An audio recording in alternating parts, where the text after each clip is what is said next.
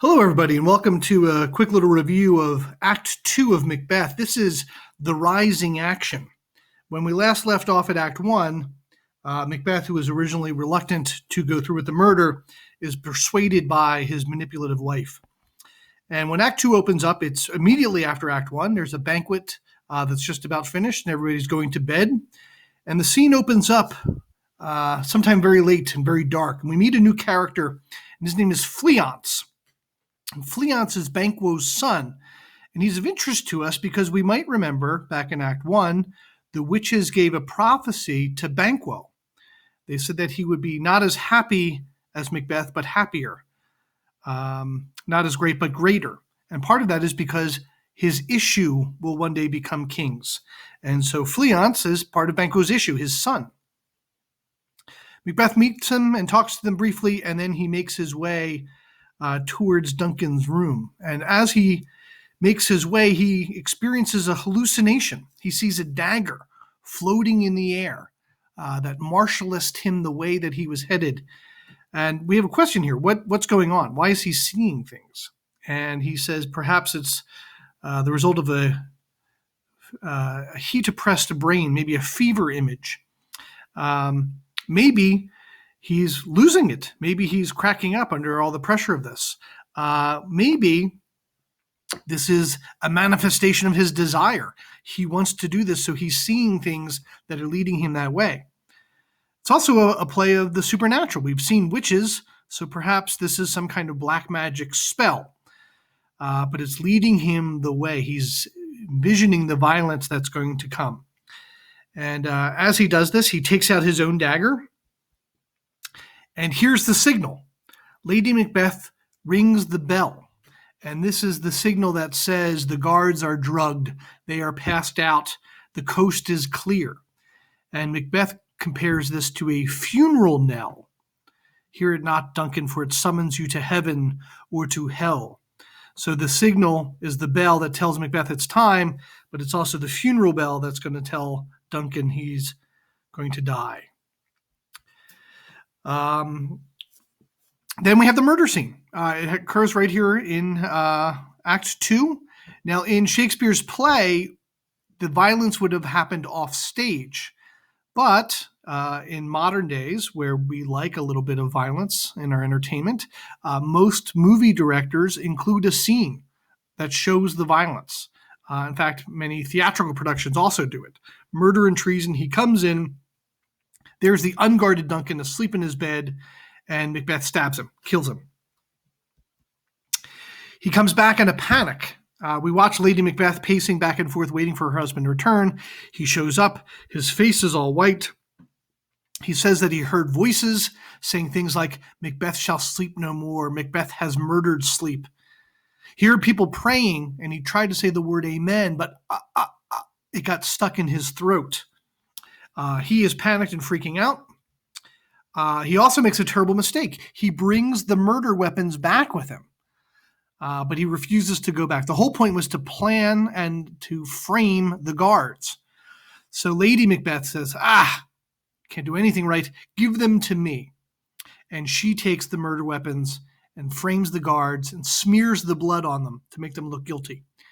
When she comes back, she sees her husband and says, it's as easy as washing your hands. A little water clears us of this deed. And it's true that water can wash away blood, but it can't always wash away a guilty conscience. And we'll see that play out later on. We also have a scene of what we call comic relief. And this is an important literary idea.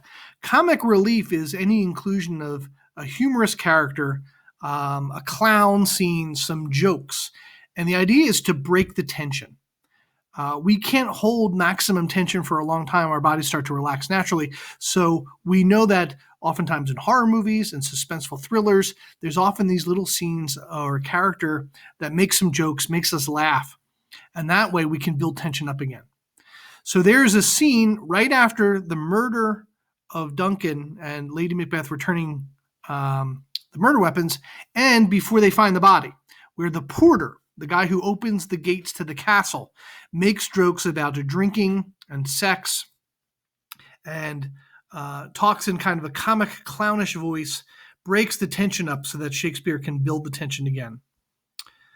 And so now it is early morning, and a new character arrives. His name is Macduff, and he has an appointment with the king. He arrives early, knocks on the gate, has the porter open and let him in, and he arrives and goes to the room to wake the king, and when he does, he finds the body and cries out, "Murder and treason!" And he wakes everybody up, and they realize that the king has been killed. And Malcolm and Dunalbain, Duncan's two sons, realize they're in danger. Somebody in that castle killed their father, and now they might kill them too. Malcolm knows he's next in line. So whoever killed my dad might come after me next. I got to get out of here. They realize we have this quote, there's daggers in men's smiles. These people all smile and look like our friends, but somebody here's a murderer, and you can't trust them. They appear like our friends, but they're really our foes. So they decide to split up. Malcolm will go down to England, Dunalbain across the sea to Ireland. They'll get some distance between them. If they split up, they can't get them both. They'll come back together later, hopefully, to figure out who did this and how to get justice.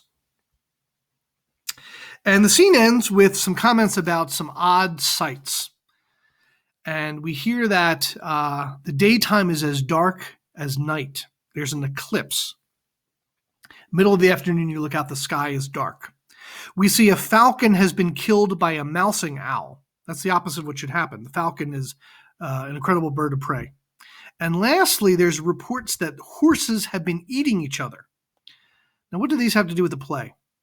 Well, these are odd things. And we see that Scotland now is in a period of odd times, weird times. Things that are natural are being replaced by the unnatural. Violence is taking over. The fact that a king could be killed in a protected castle is as crazy as the sun disappearing during the daytime. It's as violent as horses eating each other. So again, it's about building that mood and atmosphere. Finally, we have notice. Macduff talks to some people, and we get some information that because Malcolm and Dunalbain ran away, they now look like suspects. Why would they run away if they were innocent? And since they are gone, now all of a sudden, the throne is opened up. And who's next? Who's going to take the throne? Macbeth. And so now the prophecy has come true. The witches greeted Macbeth as the Thane of Cawdor, which he already was. They said, "You'll be the Thane of Glamis." I'm sorry, I mixed that up. He is the Thane of Glamis. He's been promoted to the Thane of Cawdor, and now finally he shall be king hereafter. And now that prophecy has come true. He is now the king. So as Act 2 ends up, Duncan is dead. Malcolm and Dunalbain are run away, suspected of the crime, and Macbeth himself is king, all like those crazy witches predicted. We will see what happens next in Act 3, the climax and the turning point.